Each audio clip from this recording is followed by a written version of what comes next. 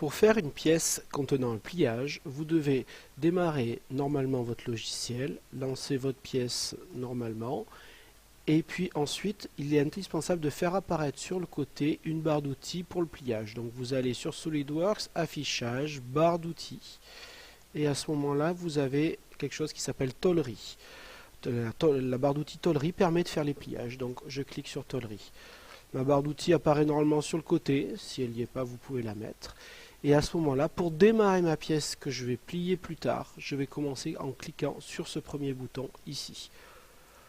Une fois ce premier bouton cliqué, je clique comme d'habitude plan de face.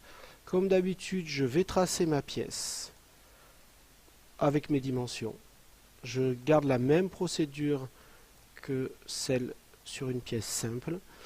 Je vais pouvoir cliquer sur cotation, mettre les dimensions. Et à la suite de ça, je vais pouvoir valider ma première partie de ma pièce. C'est-à-dire ma pièce, et à ce moment-là, je précise l'épaisseur ici. Donc généralement 2 ou 3 mm, je rappelle, voire 1 mm sur les petites pièces. Je valide. Et à ce moment-là, ma pièce existe. Donc là, j'ai créé ma pièce, il me reste à la plier une fois qu'elle est faite. Donc si j'ai des perçages à faire, il est conseillé de les faire avant de plier. S'il y a d'autres choses à faire, vous finissez votre pièce et ensuite faites le pliage.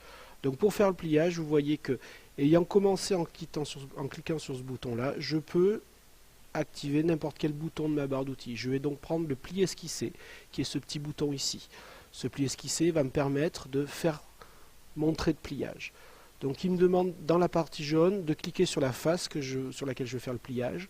Je vous conseille de revenir en vue normale, bien droite, bien claire. Et maintenant on va pouvoir tracer notre pliage. Donc je clique sur mon trait. Je vais faire mon trait, le faire partir de ce bord-là, le faire aller jusqu'à ce bord-ci.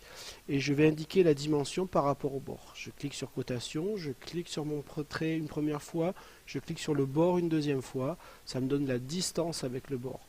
Si je veux faire mon trait de pliage à 30 mm, je clique 30 et à ce moment-là, mon trait de pliage est au bon endroit. Je vais ainsi valider. Je me retrouve avec un paramètre de pliage à indiquer ici, donc les 90 degrés c'est l'angle de pliage, si vous pouvez le faire varier, il n'y a pas de souci.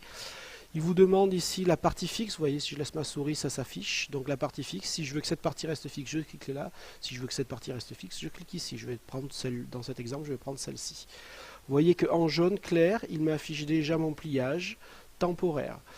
Je peux choisir si je veux plier avant mon trait, si je veux plier après mon trait, si je veux plier avant l'espace, après l'espace du pliage. Voilà, je vais plier à cheval sur mon trait. Mais ça dépend de votre pièce et de vos obligations. Je n'ai plus qu'à valider de ce côté-là ou de l'autre côté, peu importe. Et ma pièce est pliée.